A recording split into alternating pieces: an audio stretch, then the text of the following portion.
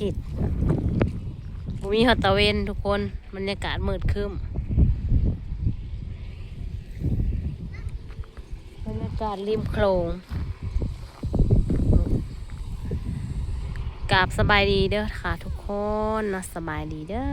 อยามแรงๆสจิวยังบ่ทันเมื่อนาอยู่ทุกคนพาน้องการมาเล่นแคมป์คลองนี่บรรยากาศก็เจ้ากำลังสีฟังรักเนี่ยทุกคนเห็นบอกเอารักมาเลี้ยงเลยทาสีเรียบร้อยแล้วมือนี่นานเทกะเด้มึงสิกิ่งลงคลองแล้วมอนี่ย่าเห็นมานั่งอะไรนั่งอยู่ซะนั่งเด้อผมเคยโตบรรยากาศยามแรงทุกคนเอ้ยก็เจ้าหาปลาก็ได้อยู่ได้หาปลาก็ได้พอได้กินอยู่ได้ทุกคนอะไรเฮือหาปลาขึ้นหลายแถะปลาขึ้นบ่หรือจังใดพูดน่ะทุกคนเฮือหาปลาหลาย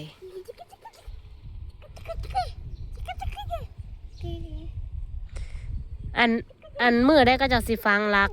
หรือว่าสิใส่ลาวอันคือว่าอันนี้นะบริเทพื้นเทยังทุกคนสิปลาเป็นดินแบบนี้เลยได้บอกเคยโตอันนี้ก็จะสิเทพื้นหรือว่าปลาเป็นดินแบบนี้เลยโอ้ยมันสิบ่เซาะบ่ยังบ่บัดฝนตกเนาะฮะปลาแบบนี้เลยทุกคนแล้วก็ฟังแต่รักซื่อๆอันก็งบประมาณเบิดก่อนบริเท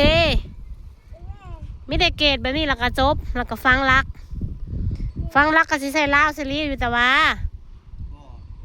ก็มันสิมีประโยชน์ยังไงนะตั้งรักซื่อๆซ้ำว่าบ่ว่าฟังรักก็เรียกว่าใส่ลาวคักแน่กันฮะไม่ใช่มีสบมีหมองปลูกสบที่ดินคือบ่เห็นมีอันนี้ต่อมาฮะอันน่ะผู้อยู่พูนะมองแมวนะปลูกอยู่คลองมันบ่มีไก่มีกาสบายหดน้ำก็คักปลูกมักรอมักเล่นเพชรคุ้มเป็นคุ้มตะกี้ปากันปลูกมือยังวนห้ามมาแล้วจับมันเลยตกนะตกไปเข้าไปเบิ่งบรรยากาศโอ้ยมันมืดทุกคนไอ้พ้นสิตกหรือจังใดนี่นะโมเห็นฮอดแดดเนี่ยน่ะก้อนเมฆบางใหญ่นึงมันเลยคือฝนสิตกนี่หรือว่ามันขี่ผาลมบ่ขี่ผาก้อนเมฆลมทุกคนเนาะลมมันแห้งมื้อนี้นะเบิ่งบรรยากาศก็เลยบ่มีแดดบ่มีพระอาทิตย์ให้เบิ่งเด้อทุกคนมื้อนี้นะก็จะหาปลาหลายๆผู้ทางผู้เบิ่งเรือหาปลาหั่นน่ะทางเบิ่นบ่เราบ่ได้ลงฮะถ้าเอาลูกบ่ได้ลงไม่อยากลงอยู่หั่นน่ะเรือหาปลาหลายๆก็จะใส่เพียกหรือใส่มองฮะบ่ใส่เพียกหรือใส่มองไผนั่นน่ะอย่าหวังไล่มองนะฮะตีมองแหละฮันน่ะเขาเห็นเรือก็เต็มอยู่นะ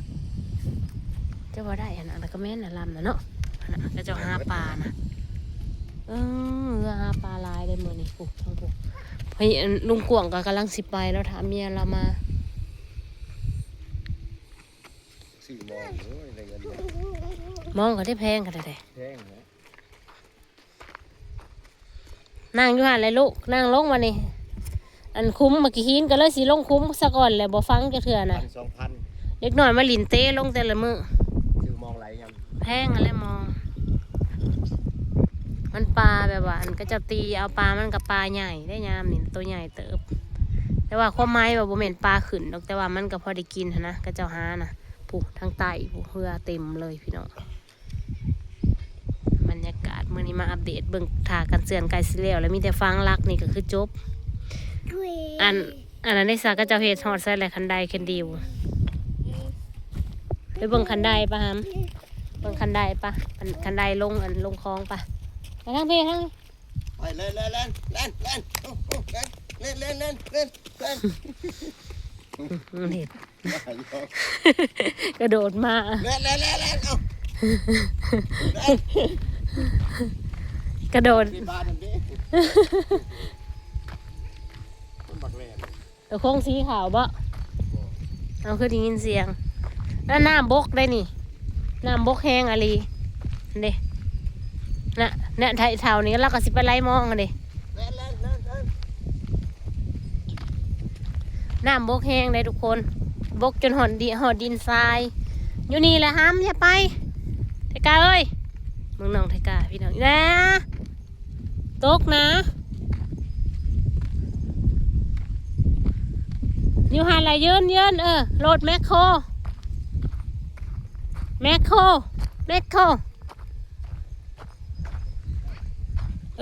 ก็จะเห็นแล้วนี่บ่ยืนอยู่หันลูกเห็ดแบบนี้แล้วก็ปูลงคือก้าวทั้งข่างแบบนี้เนาะอันนี้เป็นทางขึ้นทางลงนะทุกคนทางขึ้นทางลงก็เจ้ากับปูหินแบบนี้คือก้าวสองขางยังบ่ทันแล้วเนาะทุกคนกำลังสิแล้วก็เจ้ายุทธเหตุงานเลยอ้าวย่าโอ้ยจะเป็นนั่นเนาะมาพี่ป้ามานี่ป้าเมื่อมานี่ป้าฮะบ่ตอนดุดนะคือว่ากระกวงมันมาใส่หินแหละมันคือหอมมันเราหินทมแหละคือหอมบันนี้หันทางในเห็ดไว้นี่เลยเป็นหลวงเลยบ่เห็ดเป็นขันบ่แล้วรถนี้ขึ้นได้เห็ดเป็นยาวเป็นแบบเห็ดเป็นเรียบเลยมีแต่ว่างกี่หินสองฝั่งขางแล้วก็จบห้อยคือเขาไปบ้านแถวถ่านะก็จะยังเห็ดกันได้อย่าไป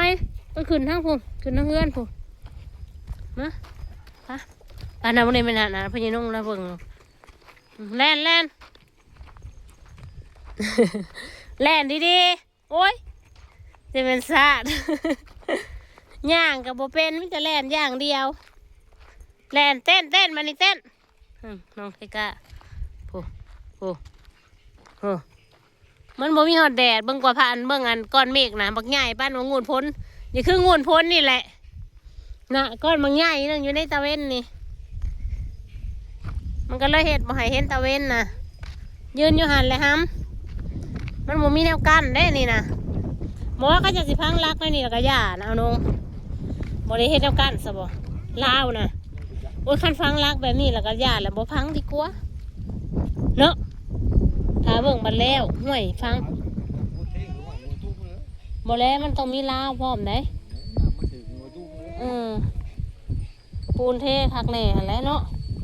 ใส่ลาวคักแหน่หั่นแหละมันจะสิกั้นเด้กั้นป้องกันแบบว่าเด็กน้อยอีหยังหั่นเด้ยันตกของ